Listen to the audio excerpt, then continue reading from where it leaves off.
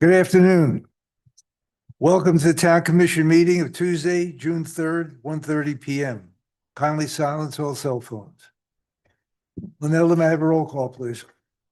Commissioner Chinovsky, Present. Commissioner Goldberg, Present. Commissioner Peters, Present. Vice Mayor Stern, Present. and Mayor Morris absent, Town Manager Labadie, Present. and Town Attorney Rubin. Present. Please all rise for the pledge of allegiance. I pledge allegiance to the flag Of the United States of America. To the republic for which it stands, one nation, under God, indivisible, with liberty and justice for all.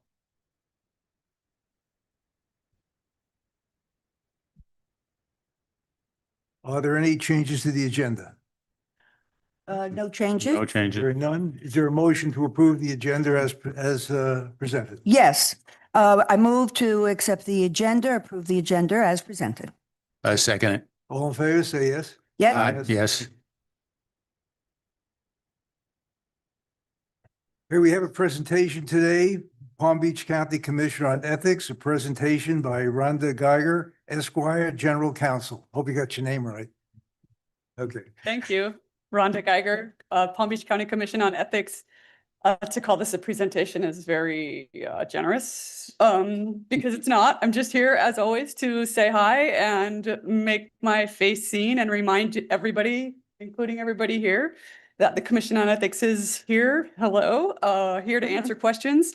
It's our 15-year anniversary this year. Wow. So you guys got new printings of our book. We now have jurisdiction over every municipality in the county, as well as all the county officials and employees. So it's a big job, and we're enjoying every minute of it. And I guess the same thing I probably say every year is we really are emphasizing these days training and being available for questions. We definitely do not want to be a gotcha agency. We want to be the agency that is here to work collaboratively with everybody, with you, with the public, with the employees. We're here to answer questions. We're here to really reward people, we hope, for asking first. Our motto is ask first, act later. So we do want people to ask questions, to know that we are there for them. This is where it starts, right? This is where faith in government starts, is at the local level. And the more transparent we, me too, as an employee, you as elected officials, the more transparent we can be, the more faith our people are going to have in us, and the more we're going to move in that direction of people actually believing in their local government. And that's really what we're all about. And also, I'll say it again, I'm always available to do trainings, except for the one day that Linnelda asked me to do it. So I'm sorry for that. Figures, doesn't it? And I want to thank her publicly. I just had a little conversation. It's so lovely to come here. She's always so easy to work with and puts me on the agenda, doesn't make me sit through the whole meeting. So thank you, Linnelda, as always. I do appreciate it, and thank you all for having me. Any questions, anyone? Anybody have any questions? Anybody in the audience have any questions on it? Yes. You, okay, come up to the podium, please, if you have a question. And you guys all got your stuff, but you don't have to worry about that. There is no value to it at all. Last year I asked about the $100. I know, I saw that. You tried to show me when I came in. Tim will talk. We got that. A name and address and the question, please. Yes, I'm formerly of Highland Beach, Coronado, Mr. Jason's territory, but now of Boca Raton, Florida, where we're welcoming the addition of some community cats, especially a new cat born Saturday night.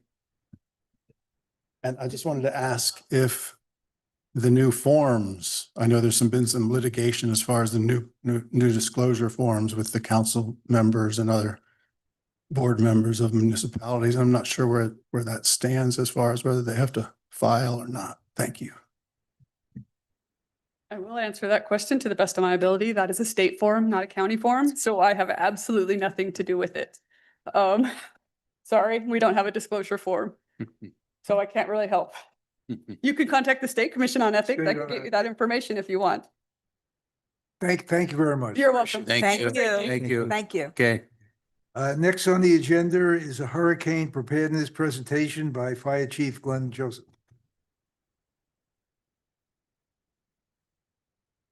And Assistant Chief.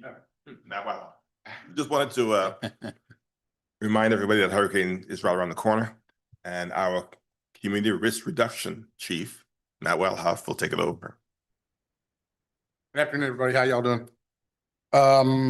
As Chief Joseph said, we've been working on this again every year. Second year now, pretty impressive. And what we put together so far, just I'll give you a little background on what the NOAA predicts for hurricanes this year. It's actually a little better than it was last year. They they're forecasting 13 to 19 named storms. I believe we've already had one though, that was off the coast of Mexico. 6 to 10 are forecast to become hurricanes, and 3 to 5 of those are expected to become major. We did do an update on our Island Beach Hurricane Prep Manual. I believe I've got that gender. And that's probably going to be going out sometime in the very near future. We did some updates on that. They're going to start doing the hurricane watch is going to begin 72 hours before instead of 48. That's kind of the one significant change, if you want to call it that. The most important thing is that, prepare now, get the manual, go through it, try to figure out what you need to supply up in case we need to do something. If we get a category 2 or stronger that's predicted to hit here, we are going to evacuate. We have already signed a contract for relocating if we need to do that, and just the same thing we did last year. So we have everything in place we believe that we need to do to get things prepared and to continue to be able to operate should a hurricane come through this area directly. I don't know if you all have any questions or anything about. Hey, Matt. Yes, sir. How does this compare to last year's projections? So last year, they projected more storms, more named storms, and more major hurricanes. That kind of did come true. I think that the accuracy of NOAA has been pretty good. So not to say that this is a light season, obviously, but they are predicting fewer storms this year. And that has to do with the La Nina, El Nino thing, and all those types of things. And obviously warming temperatures, globally and off our shores. So we'll see how it all works out. But just wanted to make sure you guys understood that we're prepared for it. Glenn and I have been through this process for, the last 30 years. We've had a couple storms, Wilma being the last one that actually came directly over this area. And so we understand what we need to do and we'll be prepared. So. Of course, Judy. Will your report be disseminated to the residents? Yes. And if so, how? Right now, we're going to do that via email. We've got the list of the people that have submitted to us. We have a couple different avenues that we can utilize. What's the website that people can join, sign up for, and get information on a regular basis? The town has a pretty vast email list. So our goal is to try to get it out to as many people as possible. We plan on doing that, like I said, probably by the end of the week at the latest. Okay, thank you. Yep. Nothing else. from me. Matt, do we have the locations? Like I saw the county just sent us emails, locations in the booklet where we can go if they have these places, I guess, inland that the county has set up. I just saw a message that we have that. Yeah, the shelters are going to be Shelters, run by the county and the county EOC.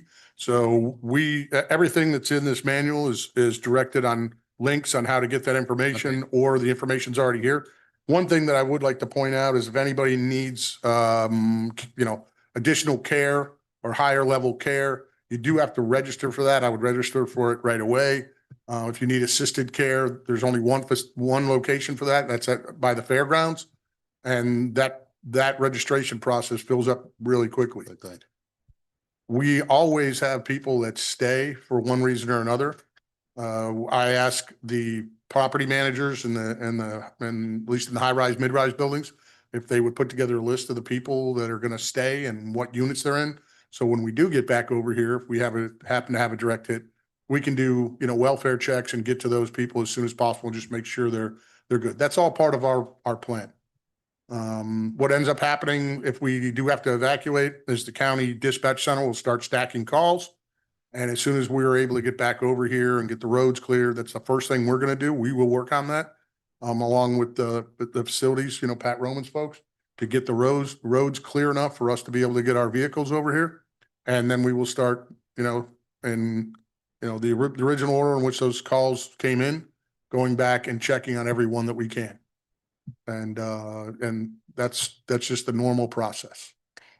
Do you anticipate any impact from, with respect to cars leaving the property or coming in, with respect to if they're electric cars? That would be something that would most likely be post-storm. So I would suggest to anybody that if your parking garage is below grade or under, you know, more or less under the building, especially right along the beach, I would move those vehicles if you can. You know, we would rather that if there's electric vehicles that are parked in the garage and people have gone up north and they're just sitting there, if they can ask somebody to get those moved, that would be good.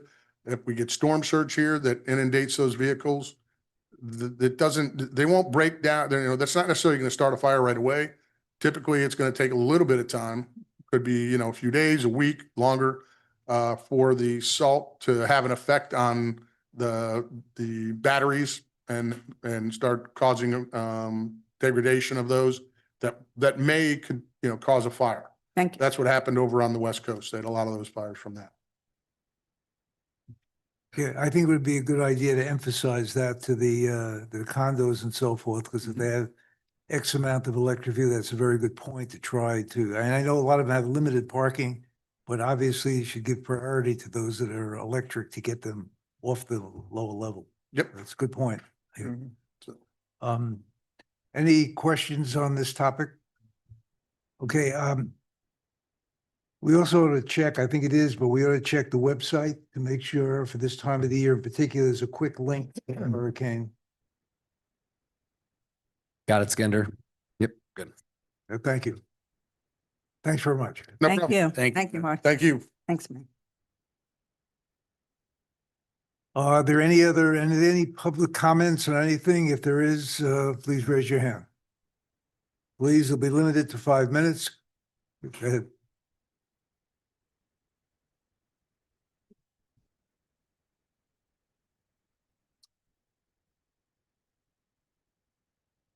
Thank you.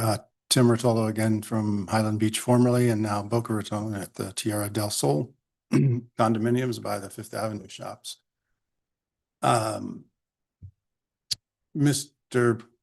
Mayor Pro Tem, I believe you would be. I don't know. I've worked with some other commissions in the past where there were some vice mayors and Mayor Pro Tem. I'm not sure what to call you there, but I have to agree with the first presenter as far as Linelda's office goes. She is a delight to work with. I've been working with her for years. She's done everything from notaries to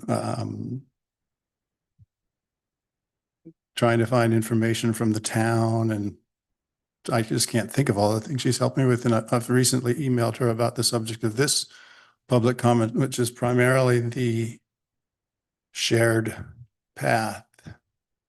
I tried to bring it up at a previous meeting, emailed the town manager about it, and also emailed Linelda as well, and tried to email some planning board member and others, but there's a lot of blockage out there. And Mr. Mayor Pro Tem, I want to thank you kindly for your persistent work at the Highland Place condominiums about the battery problem, because I'm with you on that, and I appreciate it every time you bring it up, sir. And Mr. Peters, I appreciate your work on the commission and with your condominium board. I don't know if you remember, but I got your shirt here, and the big reason for that, Can't miss it. it was the bikes. We talked about the bikes. I think we That's talked right. about it with Right. the other Yeah. Commissioner, Mrs. Goldberg, Yeah, Miss Goldberg. Yeah, yeah. And you two were running, there was one other running at that time, and one other of your commissioners here, I believe, endorsed that other. And that was one of the reasons I was on my bike looking for these shirts and other things to vote for besides that particular commissioner who made some comments at the, what do you call that? Swearing in some ceremony. I'm not sure if I was fortunate to attend that or unfortunate. But I mean, it started out good, and by the end, I felt like I almost had to. Anyway, hopefully we could have the subject matter of the shared path, possibly some improvements out there. There've been some comments made here. I do watch the meetings. If I'm not here, I watch. I particularly noted one, and Mr. Mayor Pro Tem was leading, and it was a quick one, a very efficient. That was a lot better than any meeting. I remember the Sassy Sister. Oh, the self-proclaimed Sassy Sister running. And I don't like that kind of connotations, or sassy sisters regarding domestic violence and things of that sort. I mean, we talked about that a little bit at the time, that when you're talking about domestic violence and sassiness, when the sisters are sassy, I've had some experience with that, commissioners, and it's, commissioner here, commissioner there, the ethics presentation couldn't have been more ironic. I wasn't sure if I was going to come today or not, but then the timed out pretty good. And just lastly, I'd like to make a recommendation for Dollywood. Also, this book, If Cats Disappeared from the World. Like I said, we have some community cats at our new condominium in Boca Raton. I don't think that ever would have in the world happened at my old residence, even though it's got ordinances related to the kitties. The kitties have rights. And I think bikers have some rights. I don't know. I think people that might want to go hang out at Milani Park and sit on the bench, even though y'all might not want there to be benches for the elderly and the disabled people that might come to your park. You might want to consider the benches. I don't know what it is about that sassy stuff, but when you start talking about keeping as many people out as you possibly can on the record, and it's all there for everybody to look at on the website, maybe even they're watching now. I don't know. Lonelda told me that they do run, her office told me they do run live again. Thanks. Thank so you much. very much. Thank Thanks you. for your comments. Anybody else? Okay, thank you. There are no ordinances, unfinished business, building department recertification program, update present by the building department. Good afternoon. So since the last recertification update, Ambassadors East 3215 and 3221 buildings have been recertified. The building 3301 was recertified back in November of 2023, so now all 3 buildings are complete. That brings our total number of recertified buildings to 22. We have 2 buildings under permit for electrical work. Once that's completed, the whole building will be recertified as well. Highland Beach Club, the buildings 3594 and 3606 are overdue on submitting a concrete restoration application, and a code case is in process for that. 23 buildings are under permit for restoration. We have 1 building still within the due date to submit the phase 1 reports. That due date is January 1st, 2026. So they're halfway through submitting the reports. And 3 buildings still within, or the due date is still far, so they haven't been notified as of yet. Okay. So everyone else is in compliance? Yeah, no one, Yes. okay? Yes, we're in a good place. So there's 22 out of 53, is that correct? Yes, correct. I'm just curious, the timeline, are they hoping that the balance will be finished by the end of this year? Is that the goal? I would say it is the goal, but it really depends. There's many factors with concrete restoration work, but a lot of buildings are working on it, the 23. and some of them are coming towards the end of or completion of the project. So we're hoping by the end of this year, we'll have a big jump. Judy? any- No, good. Yeah, I'm good. Thank you. Good work. Thank you very Thank you. Thank you. Yeah, we got. Okay, are there any public comments on this issue? Okay, thank you. Florida Department of Transportation, project update presented by Public Works Director Pat Roman, please. Vice Mayor, Commission, Mr. Laverty, any questions? Yes, was this week a good week to test? What Yeah, was for the, happening? for the This was, rainfall. this has been a good week. This has been an okay week, but we still have more work to do. I have a question. Uh-huh, The question I have is the drains were mostly done on the west side, correct? correct. Okay, so as we look at the water shifting right now, and some of the water looks like it's shifting to the east, Right. okay? And as you look at where the water is starting to accumulate, Uh-huh. are there any drains in that side at all There are some drains on the south end of, the south end of town on the east side. on the east side? They're done with the north end. So what's there is there. Okay, So, and we still all have to remember, we're on a barrier island, high tide, torrential rains, we are still going to have some puddles. So, and what this actually will do, actually make it disappear quicker. So that's, that's going to be the saving grace there. The water will dissipate quicker than it has in the past because of what they're doing out there. But the water's not just going to go away. well, I'm on the I west. just don't want I'm on anybody. the west side and I'm very, very happy to see the water dripping to the other Yeah, side. yeah, because It's- they raised it so much, all the question. water has a chance to get off of the road now. See, before the grass and the hedges were not allowing the water to get off. Right, Now, since they raised it and there's that big drop off, water has a place to go now. right. However, Mhm. for those buildings, residences Mm. on the west side, Right. where the roadway is now higher than the property, it would appear, I wonder, where is the water supposed to go? I mean, is there any, it appears there is no drainage. There was no drainage contemplated. Was On the west side? on the west side. Yeah, well, they have put in drainage on the west side.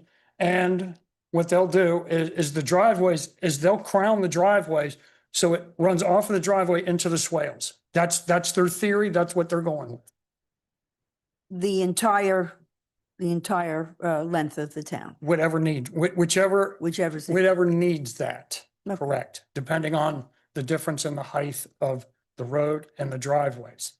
Now, it was my understanding after our paths for the bicycles, Mhm. I hesitate to say bicycle paths. I don't know if that legally comes within. We call it a walk Purview. path. All right.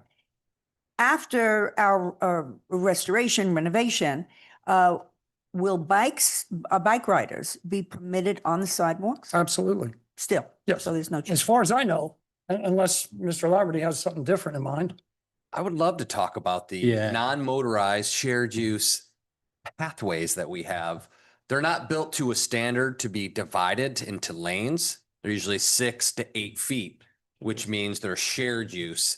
Now, if you're on a bicycle with all those driveway cuts, you should not be probably moving over about 6 miles an hour. If you do, you run the risk of running into either people and or vehicles and exiting on their driveways. In order to put what we heard earlier and many times down the road, it has to be 10 feet wide paved plus 2 feet of clearance on each side. We don't have that in our right of way, so you're never going to have a divided bike path. It's going to be a non-motorized shared use. So basically it's a bigger sidewalk.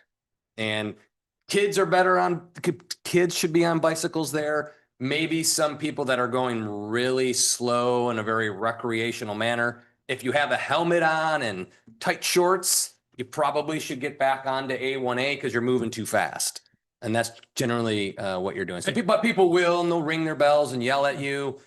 I would discourage folks that are good at riding bicycles from being on the sidewalk because that's really what it is. Right. So while it's, 1.5 feet, 2 feet wider than your traditional sidewalk, it's not enough to accommodate a bike at 12 miles an hour.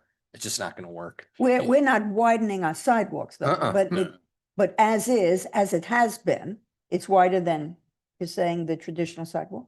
Traditional sidewalk's 4 feet. A non-motorized shared use goes to 6, sometimes to 8 feet.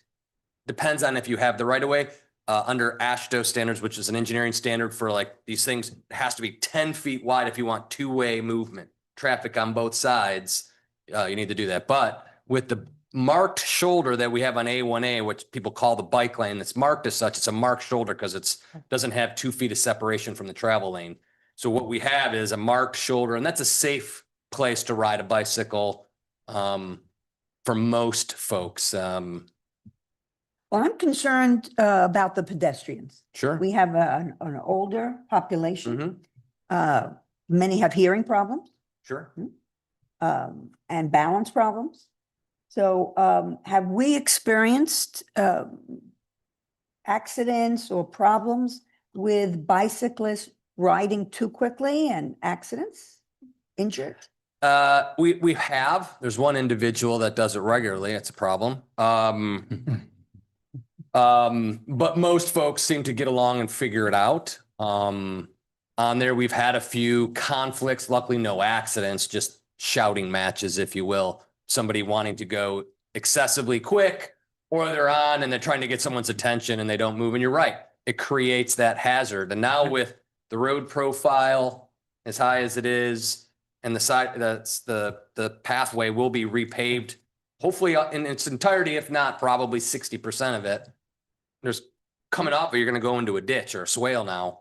So we're going to have other additional issues. And we do have an ordinances that bicycles must give an audible warning when you're coming up to pedestrians.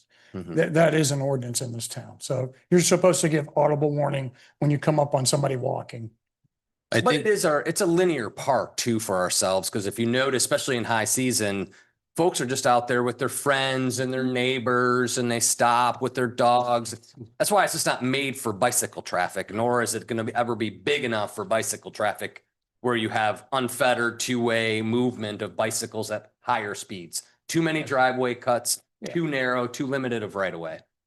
Pat, they're putting the bicycle symbols, right, in the bike lanes? Yeah. Yep. That's what I They're heard. So then technically bikes are supposed to go in those Supposed lanes. to be, and Because I have trouble when I run up and down A1A, I got these electric bikes that go faster. zing. And if I faster. took one step out, I'd be hit and I mean, they go faster than a car. Correct. That's That's a very bigger, simple.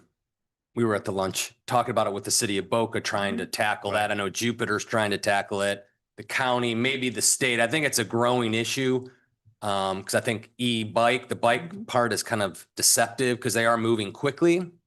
And if you have multiple folks doing that, some of those things can go upwards 25 miles an hour. That should be nowhere near a sidewalk, a shared use pathway, should only be in the street. However, they can be dangerous, especially with kids and pedestrians, kind of the conflicts. The unicycles, motorized skateboards, we had an issue with the motorized skateboard, about a year and a half ago. Listen, That wasn't a good scene either. no, so- it was right by our. Yeah, right in front of your place, Yeah. right? Yeah. Had a helmet on, he would have lived. Mm-hmm. I have a couple of questions. First of all, thank you for the updates constantly to the condos. That's very helpful. The turn lane coming off Linton, Mhm. is that complete at this time? The, Where the lines are, that's how long it's going to be. okay. Yeah, so The- that's, The other part of the question, there's quite a bump when you make the right-hand turn off Linton onto A1A. mhm. Is that completed? No. Because that's. I can find that out for you. Okay. I'm not sure, but I don't think I've they'll heard that allow from a that. number of Yeah, people, Yeah. yeah, I think they'll be made to Okay. smooth that out. Okay, I've also heard from a number of areas that since the paving, there's somewhat of a decline or a bump getting in and out of the driveway rather than a smooth access. They're, Is that going to? they're be going to address leveled every bit out? of that. Correct. Because Yes, they got to that's make a a smooth concern. transition to everybody's driveway. There'll be no bumps when you're coming off. Okay, great. Correct. And lastly, is there any change in the timing of the projected completion? I know the weather's a big factor. The weather's a factor. Some of these tie-in driveways were not expected to be as high, so it's going to be dragged out a little bit longer than we expect. August, September, I'm thinking. That's just my educated guess. Who knows? Like I say, weather could play a factor. We could get a tropical depression that could be down for, whatever. So Anybody have? I had a question just to clarify, Mhm. with respect to, the approach to, Linton. Mhm. Will there still be more work done to widen that access? No, that's. It is what it is. It is Now what it it is is, right okay. now. Correct. And I noticed they changed at the outset, you could wait almost 3 minutes to turn. It appears they've adjusted. that. They've adjusted that. Yeah, it was on full timer, so it went the whole cycle. Yeah. Now they have it back on where the trips will read it and it'll change quicker. Correct. Anybody else here? Any public questions, comments? Okay. Thank you very much. Thank you. Thank you, Pat. thank you.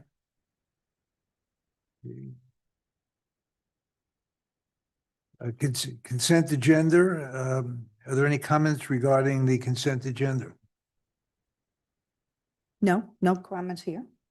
Okay, are there any public comments? Is there a motion to approve the Mhm. consent agenda? Motion to approve the consent agenda. As presented. Thank you. Second it. Second. Do all in favor say yes? Yes, Aye. Aye. Okay. Any opposed? New business. A, to approve and authorize the mayor to execute an agreement with the Hinterland Group in an amount not to exceed $100,000 for utility construction and repair services as is needed and as is basis pursuant to an invitation to bid issued by Loxahatchee River Environmental Control District, ITB number 24-001-00131. I'll refer that to Pat. Yeah, really what this is, we've had a contract with Hinterland Group for 3 to 4 years, I think 4 years. Their contract has expired. So instead of going out again, doing the bid process is what we're going to do is we're going to piggyback contracts already awarded to Hinterland Group. That way we don't have to go through the process of doing all that bidding and the time and money to do that when we can just piggyback a contract that's already been vetted. So that's what this is about. Are there any commission questions or comments on this issue? No. Are there any public comments or questions? well, I do have, well, let me just see if I'm on, no, not on this contract. Thank you. The next one, okay. Is there a motion to approve the agreement with Hinterland Group Incorporated? When do you guys would I move to approve it, presented. have a second, please? Second. All in favor, say aye. Aye. Okay, B, approve and authorize the mayor to execute an agreement with G3 Contracting Incorporated, DBA Industry. Standard in the amount not to exceed $100,000 for utility installation and repair services on an as-need basis pursuant to a request for proposals issued by Indian River County number 2025005. Again, I'll refer that to Pat. Yes, Commission, pretty much the same thing, but what the town I would really like is to have 2 contractors in my pocket in case one's busy. I can't get somebody here. So we want a service agreement with industry standard as well as the same piggybacking an Indian River contract. So we can use either vendor in a crisis that won't exceed 100,000. Questions? Judy, do you have a question on that one? No, no question on that? Okay, thank you. Any public question, comments? Thank you. Hearing none, is there a motion to approve the agreement? Yes, motion to approve the agreement? Second. All in favor, say aye. Aye. Anybody opposed? No. Thank you. Thank you, Commission. Thank you very much. Pat. May I go back for a moment to the appointments? Were you passing that? That was a part of the consent agenda. Okay, I'd like to just point out that on the resolution, there is a typo. Evelyn David's name is still in there.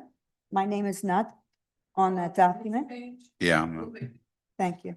Thank you. Good catch. Thank you. Okay, town commission comments. Jason. Any comments? My comments, and I could have brought it up, but I'm just curious, do we bypass the bid process as we move forward, the motions that we just approved? Do we bypass the bid process in the future?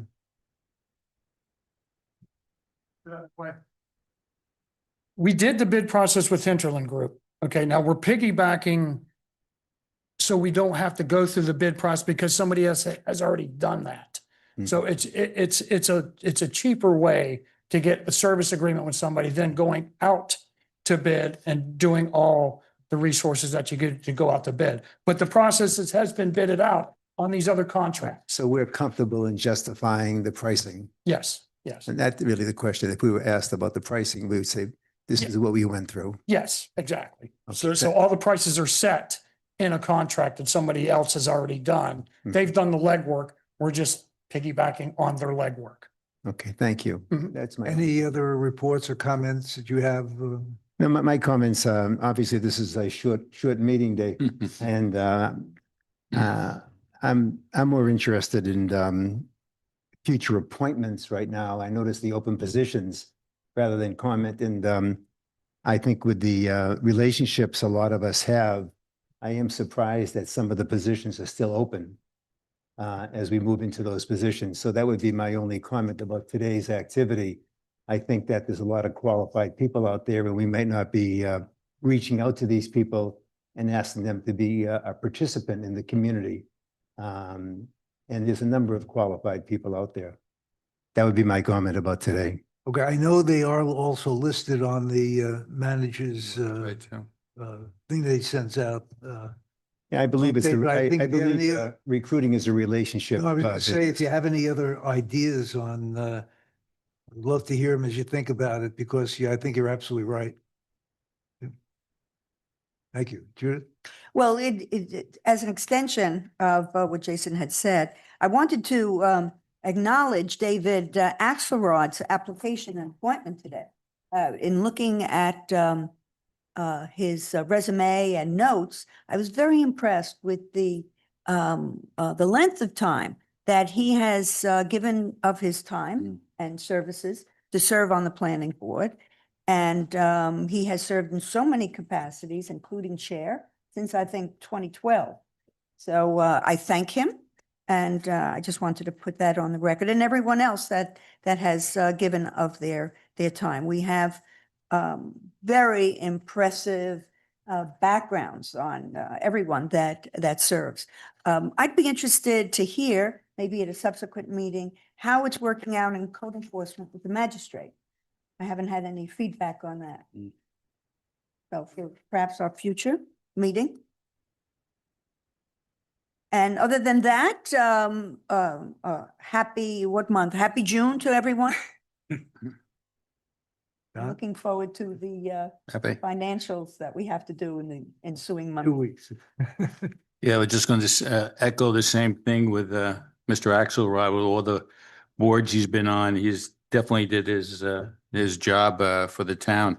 And I'd just like to say, I just remind everybody, it's turtle season, lights down. I always see that we got a couple of nice turtle nests out in front of our condo there. And I see Joanne and her crew out there. So I just want to give them kudos of all the good work they do. Thank you. Okay, I have no additional comments. Announcements. Board vacancies, Code Enforcement Board, 1 vacancy for a 3-year term. Natural Resources and Preservation Board, 1 vacancy for a 3-year term. Planning Board, 1 vacancy for a 3-year term. Meetings and events, June 10th, 1:30, Special Magistrate Meeting. June 12th, 9:30, Planning Board Meeting. June 17th, 1:30, Town Commission Meeting. June 19th, 2025, Town Hall closed in observance of Juneteenth. That's how you pronounce it. June 24th, 11 a.m., Financial Advisory Board regular meeting. Board action report. Okay, Yeah, just a few, Manager? few comments. As you recruit actively for board members, just if you could, on behalf of myself, Lenelda and staff, just remind them there's meetings outside of December through April. So if you get them, we need them year round. It really helps when we need to take care of business in June, July, August, September, to have folks that are in town. We've run into that problem. So as you actively recruit neighbors and friends, just let them know we need them. You know, it's not all the time. It's usually, monthly meetings, but we need them physically here monthly. So, but otherwise, I'm glad we're starting to get more applicants and people engaged. A few things, some fire kudos. I've got a message. Oh, hold on, I'll try again. Fire department, just kidding. So for the, I know, right, for the big, our B shift won shift of the year. I sent you the commendations that we're going to send to the B shift with our fire department. Good job, gentlemen. Your team is high functioning, high performing. Thank you. And thank you to the B shift folks for the commitment to the organization. Then we also got from the townhouse's manager. They had a water leak and they were very appreciative of our effort to help with the cleanup when a pipe burst in the building, and our team was there from the start of the issue, responded quickly and helped them clean up. So again, great work as we expected. I'm glad to see that it's coming to life, that you know, having our own fire service really is been a godsend to us. You got the estimated values. I sent that to you all. 6.75%. So that's a little bit of an uptick from the 5%. And going through the budget today, I'm glad we got a little bit extra so we can get those capital projects. That's really what we want to be able to do before we start seeing a softening. Again, we are seeing that each year we're losing a couple percent in value. So we're imagining next year will be a couple percent lower. I have Dorothy Jacks coming here on July 17th to present to you, so you can ask her questions, how they calculate those estimates, what she foresees in the future, and how she calculates values and the like. So she'll be here, make a presentation to you all, answer your questions.